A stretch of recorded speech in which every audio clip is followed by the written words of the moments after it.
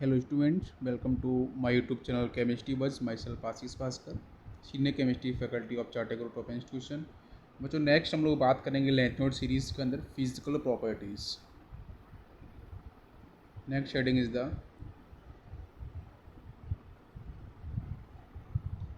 Physical properties. तो physical properties के अंदर यहाँ पे हम लोग मैट्रिक प्रॉपर्टी को देखने वाले हैं। तो बच्चों जितने भी हमारे लेंथ नोट सीरीज़ के अंदर जो एलिमेंट्स हैं, तो पहला पॉइंट बच्चों बताऊं कि सब के सब आपके मेटलिक बिहेवियर को शो करते हैं। ठीक है, फर्स्ट पॉइंट। सेकेंड पॉइंट के बारे में बताऊं तो बच्चों ये जो लेंथ नोट एलिमेंट हैं वो आपकी सॉफ्ट नेचर को भी होल्ड करते हैं। मेटल्स हैं तो आपके मेलेबल नेचर को भी शो करेंगे एंड डक्टाइल नेचर को भी शो करेंगे। ठीक है, डक्टिलिटी को भी शो करते हैं, soft, malleable and ductile. Next बात करेंगे तो बच्चों इलेक्ट्रिसिटी को लेके। तो इलेक्ट्रिसिटी को लेके और हीट को लेके ये बहुत अच्छे यहाँ पे कंडक्टर नहीं होते हैं। ठीक है, इसको ध्यान रखना इम्पोर्टेंट है, थर्ड पॉइंट। ठीक है, तो जैसे आपका हीट हो गया एंड इलेक्ट्रिसिटी हो गई, तो हीट एंड इलेक्ट्रिसिटी को लेके ये आपके मतलब हम बोल सकते हैं तो पुअर कंडक्टर। ठीक है, poor conductor of heat and electricity. Next बात करते हैं डेंसिटी को लेके। तो ऑब्वियसली बेटा आपके हैवी मेटल्स में आते हैं तो ये हाईली डेंस होते हैं, हाईली डेंस मेटल्स। और डेंसिटी की एक रेंज यहाँ पे आपकी रहती है ना, वो मैं आपको बताता हूँ। तो 6.77 ग्राम पर सेंटीमीटर क्यूब से लेके ये जाती है बच्चों 9.74 यूनिट, बड़ा ध्यान रखना, ग्राम सेंटीमीटर क्यूब। ठीक है, ग्राम पर सेंटीमीटर क्यूब, ये आपकी डेंसिटी की रेंज रहती है, मतलब हाई डेंस होते हैं। नेक्स्ट बात करते हैं इसमें एटॉमिक वॉल्यूम हो गया आपका और डेंसिटी हो गई। इसकी वैल्यू इंक्रीज़ करनी है, मैं यहाँ पे एक बार आपको ये पॉइंट कवर कर देता हूँ। ठीक है, atomic volume and density.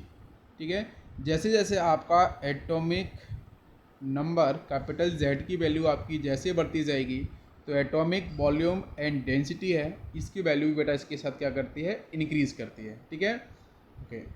Next melting point की बात करते हैं।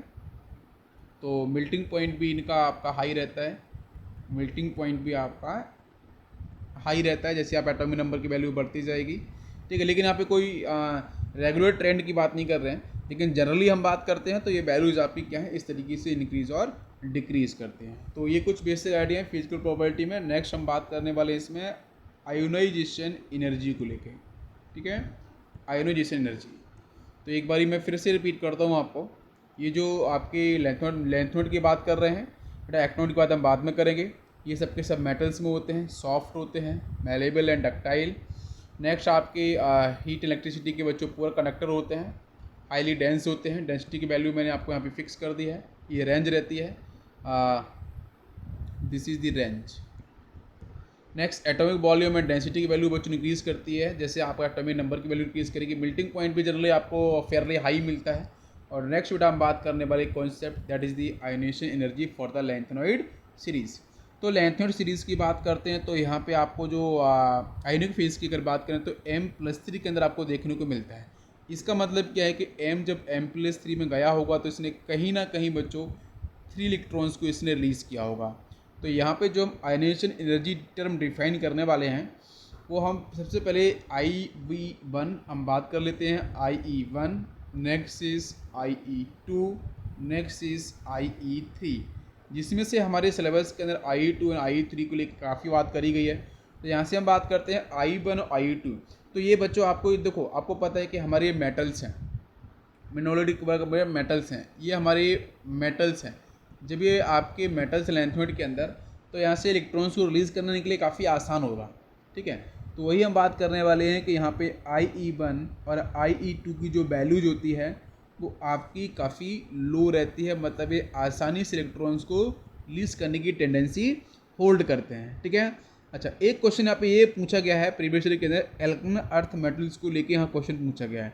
तो एल्कलाइन अर्थ मेटल्स के अंदर अगर आप देख रहे होगे तो वहाँ पे चार्ज आपको मिलता है M+2। ध्यान करो बच्चों, तो वहाँ भी आपकी ionization energy 1 and ionisation energy 2 वहाँ पे दोनों डिफाइन की जाती है। अगर आप वहाँ पे दोनों का समेशन करोगे और यहाँ पे I21 और I2 दोनों का समेशन करोगे तो क्वेश्चन आपको कंपेयर करके पूछा गया है। तो यहाँ पे लेंथनॉइड के जो एलिमेंट्स हैं, जो मेटल्स हैं, इनकी जो I1 एंड I2 की जो वैल्यू होती है वो लो होती है, लेस होती है, ठीक है, एज़ कम्पेयर टू एल्कन अर्थ मेटल्स की। जब आप वहाँ पे आयनेशन एनर्जी चेक करोगे I1 प्लस I2 की, ठीक है, तो उनके कंपैरिजन में अगर आप सम कर रहे हो तो वहाँ पे आपकी ये जो लेंथनॉइड के अंदर एलिमेंट जो आपकी आयनेशन एनर्जी की वैल्यू के एलिमेंट्स की वो लो होगी एज़ कम्पेयर टू एल्कन अर्थ मेटल। वहाँ पे अगर आप I1 और I2 को लेके बात करोगे, ठीक है, ओके। अब यहाँ पे देखो, ये तो आपको एक समझ में आ गया, I1 और I2 को लेके अगर क्वेश्चन पूछेगा अर्थ मेटल्स को तो वो आप लोग कर पाओगे, बिल्कुल इसमें कोई डाउट बनेगा ही नहीं। अभी यहाँ से कॉन्सेप्ट ये आने वाला है कि बेटा I3 और I1 और I2 को लेके जो रिजल्टेंट वैल्यू होती है वो मैं आपको एक साथ बताता हूँ, ध्यान दो। तो मैं एलिमेंट्स को पहले लिख देता हूँ, ठीक है,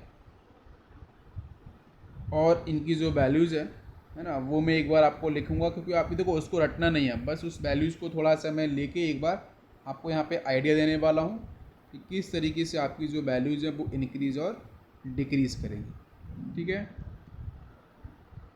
यस, ल्यूटेटियम हो गया।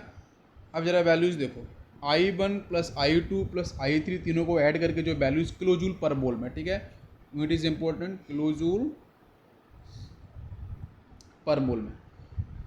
इसकी बच्चों तीनों की एडिशन वैल्यू होती है 3512 किलो जूल पर मोल। नेक्स्ट 3623, नेक्स्ट 3705, इसकी भी तक डिफाइन नहीं करी गई है। नेक्स्ट हम बात करते हैं तो इसकी मिलती है 3898, नेक्स्ट 4053, ठीक है। नेक्स्ट बात करते हैं इसकी 3744 किलो जूल पर मोल में। नेक्स्ट 3792, 3898, नेक्स्ट इज 3937, इसकी वैल्यू रहती है बेटा 3908, 4038, 4197 एंड लास्ट बेटा रहती है आपकी 3898 इन किलो जूल पर मोल, ठीक है। तो ये आपकी यहाँ पे जो मैंने वैल्यूज लिखी हैं, ये आपका IE1 plus IE2 plus IE3, बेटा इंडिविजुअल वैल्यू नहीं पूछेगा। पहला तो क्वेश्चन आपका एल्कलाइन अर्थ मेटल्स को पूछेगा, तो उसके कंपैरिजन में इसकी I1 प्लस IE2 की वैल्यू कैसी होती है बच्चों, less as compare to alkaline earth metals S block के, ठीक है। वहाँ पे I1 और I2 कंपेयर कराते हैं, एक तो ये ध्यान रखना।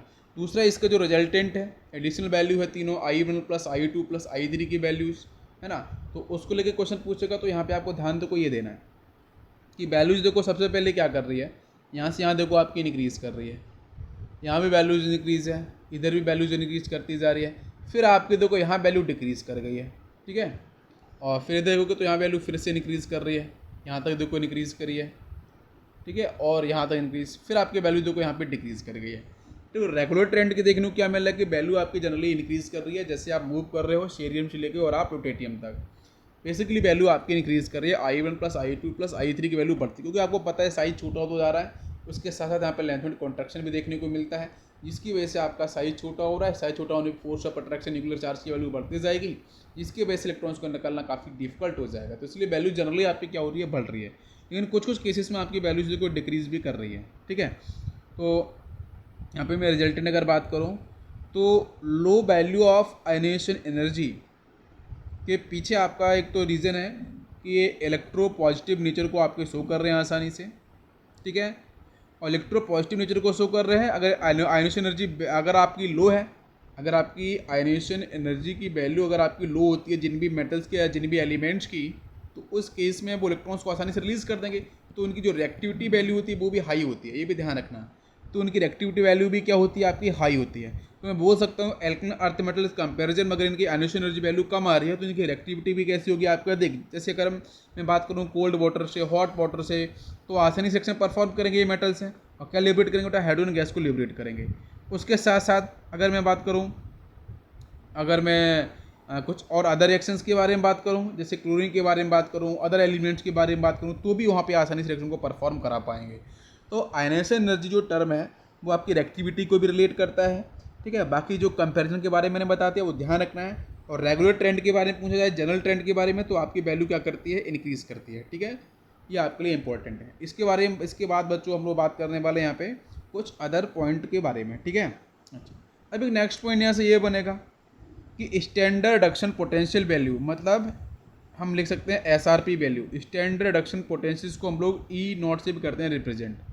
तो स्टैंडर्ड रिडक्शन पोटेंशियल जो वैल्यू है वो बच्चों इंक्रीज करती है ना, लैंथेनम से लेके लुटेटियम तक, ठीक है, ध्यान रखना। ये जो आपकी ई नॉट वैल्यू है, स्टैंडर्ड रिडक्शन पोटेंशियल वैल्यू है, ये आपकी वैल्यूज बच्चों क्या करती है, आपकी इंक्रीज करने का मतलब क्या है वो बताओ। इंक्रीज करने का मतलब सीधा सा ये है कि पॉजिटिव में इंक्रीज करेगी, लेकिन नेगेटिव के टर्म में बात करोगे तो वैल्यू डिक्रीज करेगी, ठीक है। अच्छा, नेक्स्ट में बात करूँगा, यहाँ पे कुछ वैल्यूज़ हैं वो मैं आपको एक बार कर देता हूँ, बताता हूँ तो आपको और समझ में आ जाएगा। इसकी बेटा वैल्यू होती है माइनस में 2.52, ठीक है। नेक्स्ट एलिमेंट -2.48 माइनस में रहेगा, ठीक है। और इस तरीके से आप चलते चलोगे और लास्ट में आपको मिलेगा लुटेटियम। इसकी वैल्यू बेटा आपकी रहती है माइनस में 2.25। ये सारी की सारी वैल्यूज बच्चों बोल्ट में है, ठीक है, बोल्ट के अंदर। तो देखो नेगेटिव की बात करोगे तो वैल्यू आपकी क्या है बच्चों, डिक्रीज करती जाएगी, ठीक है। नेगेटिव में बात देखो, ये नेगेटिव में सबसे बड़ी वैल्यू है -2.52, और नीचे आप बात करो नेगेटिव वैल्यू डिक्रीज करती है, लेकिन पॉजिटिव वैल्यू की बात करेंगे तो आपकी वो वैल्यू यहाँ पे बढ़ती जा रही है। और इनो रिडक्शन जो वैल्यू है वो आपकी इंक्रीज करती है बच्चों, कहाँ से, लैंथेनम से लुटेटियम की तरफ, ठीक है। एसआरपी वैल्यू ये करती है आपकी इंक्रीज, ठीक है। इस सीक्वेंस को आपको ध्यान रखना है। तो इसका मतलब ये हो गया कि जब आपकी एसआरपी वैल्यू आपकी बेटा यहाँ पे आपकी इंक्रीज करती जा रही है, तो इंक्रीज करने से क्या होगा, रिड्यूसिंग नेचर, ऑक्सीडाइजिंग नेचर। मतलब एसआरपी वैल्यू अगर आपके यहाँ पे इंक्रीज करेगी तो इसका मतलब ये होगा कि ये एलिमेंट आसानी से ऑक्सीडाइज होंगे।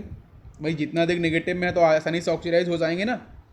जब आसानी से ऑक्सीडाइज हो जाएंगे तो इसका मतलब ये जो एलिमेंट अच्छे तरीके से रिड्यूसिंग नेचर को होल्ड करेंगे, मतलब अच्छे खासे आपके रिड्यूसिंग नेचर को होल्ड करने, स्ट्रॉन्ग रिड्यूसिंग एजेंट की प्रॉपर्टी को होल्ड करते हैं ऑल लैंथेनॉइड्स। और रिड्यूसिंग पावर को अगर आप समझोगे तो बच्चों वो वैल्यू डिक्रीज करेगी, कहाँ से, लैंथेनम से लुटेटियम तक। रिड्यूसिंग पावर की वैल्यू आपकी डिक्रीज करेगी। पूरा समझ में आपको आ गया होगा। भाई जितना देर नेगेटिव वैल्यू होती है वो आसानी से ऑक्सीडाइज होता है ना। अगर आप लोगों ने, हम लोगों ने इलेक्ट्रोकेमिकल सीरीज पे अच्छे डिस्कस कर रखी है, तो ये पूरा कॉन्सेप्ट आपको ध्यान रखना है, ठीक है, रिड्यूसिंग नेचर को लेके। नेक्स्ट हम बात करेंगे बेटा कलर्ड आयंस को लेके। ओके, नेक्स्ट बच्चों हम बात करेंगे कलर्ड आयंस के बारे में, ठीक है। जब हम कलर्ड आयंस की बात करते हैं तो लैंथेनॉइड के जो आयंस हैं, ठीक है, वो आपको कलर्ड फॉर्म में देखने को मिलते हैं, जो आपके अनपेयर्ड रहते हैं, ठीक है। उसमें भी कुछ मैं आपको बेसिक पॉइंट डिस्कस करूँगा। और ये बड़ा सबके सब मिलते हैं सॉलिड के अंदर, और as well as in solution. Solid phase में भी एंड सोल्यूशन फेज में आपको कलर देखने को मिलेंगे। उसके पीछे एक सिंपल सा रीज़न होता है, due to partially filled F orbital, due to partially filled F orbitals, और जहाँ से बच्चों देखने को मिलता है एफ एफ ट्रांजिशन। इसी डी डी ट्रांजिशन होता है, उसी तरीके से बेटा यहाँ पे एफ एफ ट्रांजिशन भी आपको देखने को मिलता है, इलेक्ट्रॉन्स का मूवमेंट, ठीक है।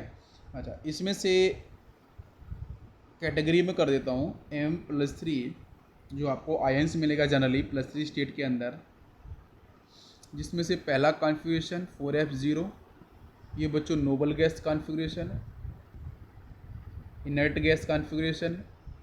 नेक्स्ट मैं बात करूँ तो हाफ फील्ड हो गया। नेक्स्ट आपका fully field, this is half filled, this is fully filled. ठीक है, तो ये जो तीनों कन्फ्यूजन आपको दिख रहे हैं, तो यहाँ बच्चों मैक्सिमम स्टेबिलिटी कॉन्सेप्ट दिखने को मिलेगा। तो ये आपके बेटा कैसे होंगे, कलरलेस। अगर ऐसा कन्फ्यूजन आपको दिखा तो डेफिनेटली बच्चों वो आपके जो आयंस होंगे, जो आपके ऑक्सीडेशन नंबर स्टेट होंगे, वो कैसे कलरलेस होंगे। जैसे एग्जांपल देखो आप, तो La+3 हो गया, Gd+3 हो गया। जो मैं आपको आयन लिख रहा हूँ बेटा, डायरेक्ट क्वेश्चन यहाँ से बनेंगे। ठीक है, इसी कन्फ्यूजन बेटा मैंने करा था अभी। 4F0 हो जाएगा, यहाँ पे 3 इलेक्ट्रॉन्स तीनों बाहर चले जाएंगे। नेक्स्ट आपका यहाँ पे 4F7 हो जाएगा, और ये हो जाएगा 4F14 हो जाएगा। तो ये तीनों के तीनों बच्चों कैसे, आंसर आप टिक करो कलरलेस, सीधा ये कलरलेस आपके यहाँ पे डिफाइन करेंगे। ठीक है, ये आपको समझ में आ गया। इसके बाद नेक्स्ट कॉन्सेप्ट पे चलते हैं, सेकेंड पे। M+3 आयंस को लेके ही हम लोग बात कर रहे हैं। अगर यहाँ पे क्वेश्चन ऐसा बन रहा है, अगर ऐसे आयंस हैं जिनके पास same number of unpaired electrons अगर प्रेजेंट है, और बेटा कहाँ पे, 4F ऑर्बिटल में। ठीक है, 4F ऑर्बिटल्स के अंदर अगर same number of unpaired electrons अगर आपके प्रेजेंस हैं, तो इसका मतलब है कि उन सब के पास, आयंस के पास सेम कलर होगा। कैसे बच्चों, सेम कलर आपका होल्ड होगा, और same number of unpaired electrons. जैसे ध्यान देना, मैं कुछ एग्जांपल्स की बात कर रहा हूँ। Pr+3 कन्फ्यूजन बच्चों 4F2 हो जाएगा इसका। नेक्स्ट Tm+3 बेटा 4F इसका 12 होगा। ठीक है, लेकिन नंबर ऑफ अनपेयर्ड इलेक्ट्रॉन्स बच्चों आपके वही देखना है कि अगर नंबर ऑफ अनपेयर्ड इलेक्ट्रॉन्स अगर आपके 4F ऑर्बिटल्स में सेम आ रहे हैं, तो उस केस में आप यहाँ से देख सकते हो बच्चों, यहाँ से 2 इलेक्ट्रॉन्स आपको दिखेंगे ना, तो 4F में यहाँ पे आपको दोनों के दोनों अनपेयर्ड होंगे। यहाँ पे बात करोगे तो बच्चों देखो टोटल आपको 7 मिलते हैं। ठीक है, आप यहाँ पे आप बना लो इस तरीके से, तो आपको चलेगा पता। 1 2 3 4 5, देखो 1 2 3 4 5 6 7 है ना, तो 1 2 3 4 5 6 7 8 9 10 11 एंड 12। 2 इलेक्ट्रॉन्स यहाँ पे कैसे हैं, अनपेयर्ड है ना। तो 4F12 में 2 इलेक्ट्रॉन्स यहाँ पे ऑलरेडी आपके अनपेयर्ड इलेक्ट्रॉन्स 2 होंगे। तो जब सेम नंबर इलेक्ट्रॉन्स अनपेयर्ड हैं, तो बेटा इनका कलर भी सेम होगा, मतलब ये आपके ग्रीन कलर के रहते हैं। ठीक है, ध्यान देना है, ग्रीन कलर। इसके बाद नेक्स्ट में पेयर की बात करूँ बेटा, ये इंपॉर्टेंट पेयर है, यहाँ से क्वेश्चंस आपके सीधे मिलते हैं। Sm+3 बेटा क्या कन्फ्यूजन होगा, 4F5। आप कन्फ्यूजन निकाल लेना, मैं डायरेक्ट लिख रहा हूँ। ठीक है, कि मुझे आसानी रहेगी क्योंकि मैं लिखता रहता हूँ इस तरीके से, तो आपको ईजी रहेगा। नेक्स्ट बेटा 4F9। ठीक है, इसका ये कन्फ्यूजन हो गया, आप निकाल पाओगे आसानी से, मैंने आपको सब कुछ बता के रखा है। तो यहाँ भी आपको देखो अनपेयर्ड इलेक्ट्रॉन्स आपको सेम। 9 की बात करोगे ना, तो 1 2 3 4 5 6 7 8 9 कितने इलेक्ट्रॉन्स, 1 2 3 4 5। समझ में आ रहा है, 5 इलेक्ट्रॉन्स ऊपर अनपेयर्ड हैं, 5 ही नीचे मिलेंगे। तो इसका मतलब बेटो इसका जो कलर होता है तो येलो कलर, सेम कलर दोनों का देखने को मिलेगा। नेक्स्ट बात कर लेते हैं, Nd ये आपका +3 हो गया, Er+3 हो गया। ठीक है, तो यहाँ भी अगर आप देखोगे तो यहाँ पे मिलेगा 4F3, नीचे मिलेगा आपको 4F11। ठीक है, एक फ्रंट से एक बैक साइड से कन्फ्यूजन की बात कर रहे हैं हम लोग, तो यहाँ पे मिलता है आपका पिंक कलर। नेक्स्ट पेयर की बात करेंगे तो U+3 एंड Tb+3, इससे कन्फ्यूजन कितना होगा, 4F6, और यहाँ होगा बच्चों 4F8। ठीक है, तो यहाँ भी आपको अनपेयर्ड इलेक्ट्रॉन्स देखो बच्चों सेम मिलने वाला है, तो इसका मतलब यहाँ पे भी कलर कैसा होगा, पेल पिंक कलर, पेल पिंक कलर आपको देखने को मिलता है। तो इस भी कॉन्सेप्ट को ध्यान रखना है, लेकिन इसके अलावा एक दो एक्सेप्शनल्स हैं, है ना, वो एक्सेप्शंस को थोड़ा आपको ध्यान रखना पड़ेगा। जैसे Ce+3, इसका कन्फ्यूजन बच्चों क्या होगा, 4F1 अगर आपको लिखा है मिला, ठीक है, हो रहा है। Yb+3 की बात करोगे, यहाँ पे मिलेगा 4F13। देखो ध्यान से, दोनों को मैं बात कर रहा हूँ, तो फिर ये दोनों के दोनों बच्चों देखो कैसे होंगे, कलरलेस। ठीक है, कलरलेस होंगे। बट आपको क्या देखना चाहिए ना कि सर एक इलेक्ट्रॉन्स अनपेयर्ड है इसमें, तो अनपेयर्ड है तो मतलब कलर देखना चाहिए। बट ये बच्चों अपने कलरलेस प्रॉपर्टी को होल्ड करते हैं, इन दोनों को आपको ध्यान रखना है, वेरी वेरी इंपॉर्टेंट, ठीक है, वेरी वेरी वेरी इंपॉर्टेंट। ये दोनों के दोनों कैसे होते हैं, कलरलेस हैं, ठीक है। इसके पीछे रीजन अभी तक एक्सप्लेन नहीं किया गया है, बट ये आपकी प्रॉपर्टीज़ के बेस पे, केमिकल प्रॉपर्टीज़ के बेस पे ये कलरलेस ये आपके डिफाइन किए गए हैं, क्लियर है। इसके बाद बच्चों बात करेंगे मैग्नेटिक प्रॉपर्टी को लेके। तो कलर्ड हो गए आपकी मैग्नेटिक प्रॉपर्टी। तो मैग्नेटिक प्रॉपर्टी के अंदर आपको पता है कि जो भी इलेक्ट्रॉन्स जब भी आपके कैटायंस के पास इलेक्ट्रॉन्स अगर आपको आयंस के पास दिख रहे हैं अनपेयर्ड इलेक्ट्रॉन्स अगर आपको दिखेंगे तो इसका मतलब बेटा वो कैसे होंगे, पैरामैग्नेटिक आपके होंगे, ठीक है। अच्छा, जहाँ पे आपको पेयर्ड मिलने वाले हैं तो वो सब के सब कैसे होंगे, डायमैग्नेटिक होते हैं। तो यहाँ पे आप लोग निकाल पाओगे जो भी गिवन है। तो मैं एक दो आपको यहाँ पे एक्सेप्शन बताऊँगा जो इम्पोर्टेंट है। M+3 की बात करूँ जनरली मिलेंगे, तो जिसमें से मैक्सिमम तो आपको बेटा पैरामैग्नेटिक ही मिलने वाले हैं क्योंकि अनपेयर्ड इलेक्ट्रॉन्स आपको देखते हैं, लेकिन इसमें से एक आता है La+3। इसका कन्फ्यूजन होगा बच्चों 4f0, तो कोई भी इलेक्ट्रॉन्स के बारे में बातें नहीं करी जा रही है, ठीक है। अरे समझ में आ रहा है। नेक्स्ट मैं यहाँ पे बताऊँगा आपको, तो Lu+3 इसका मिलने वाला है आपका 4f14। देखो बच्चों यहाँ पे कोई भी इलेक्ट्रॉन्स आपको यहाँ पे अनपेयर्ड नहीं दिख रहे हैं, तो ये कैसे होंगे बताओ बच्चों, क्या ये आपके पैरामैग्नेटिक होंगे, नहीं, ये कैसे होंगे, ये डायमैग्नेटिक, ठीक है। और मैक्सिमम आपको मिलेंगे बेटा पैरामैग्नेटिक के अंदर, क्योंकि यहाँ पे इलेक्ट्रॉन्स जहाँ भी अनपेयर्ड देखेंगे वहाँ आपको क्या करना है, पैरामैग्नेटिक टिक करना है, जो पेयर्ड देखेंगे वो आपका डायमैग्नेटिक होंगे, ठीक है। इसके बाद नेक्स्ट हम बात करने वाले हैं केमिकल रिएक्टिविटी को लेके।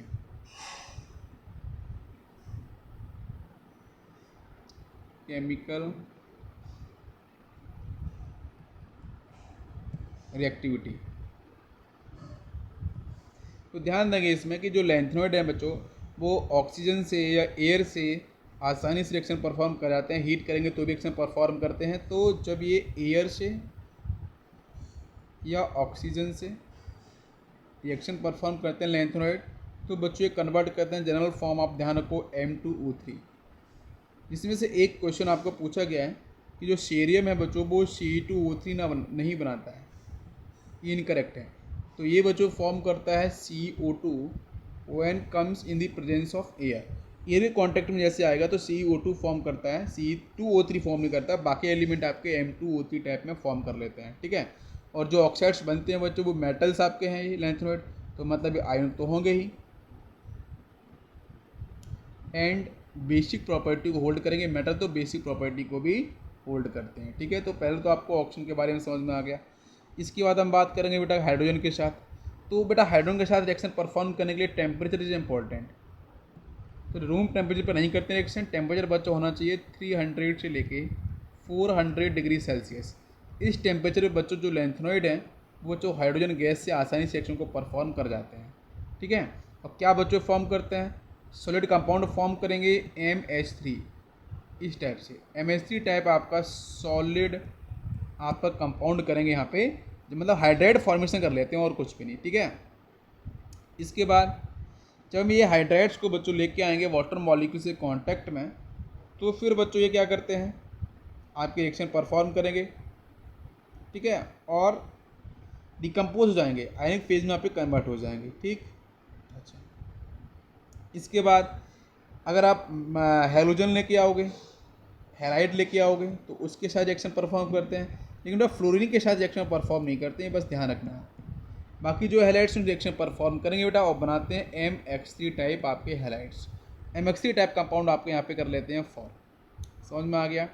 अच्छा, इसके बाद एक रिएक्शन आपको मैं बताऊँ तो देखो जनरली आपका जो क्लोरीन वाला है ना वो काफ़ी आपका ईजी रिएक्शंस कौन सी है, M2O3 के साथ अगर आप लेके आते हो अमोनियम क्लोराइड NH4Cl और इसको आप हीट कर देते हो अराउंड 300 डिग्री सेल्सियस पे, तो आपको यहाँ से मिल जाता है MCl3, ठीक है।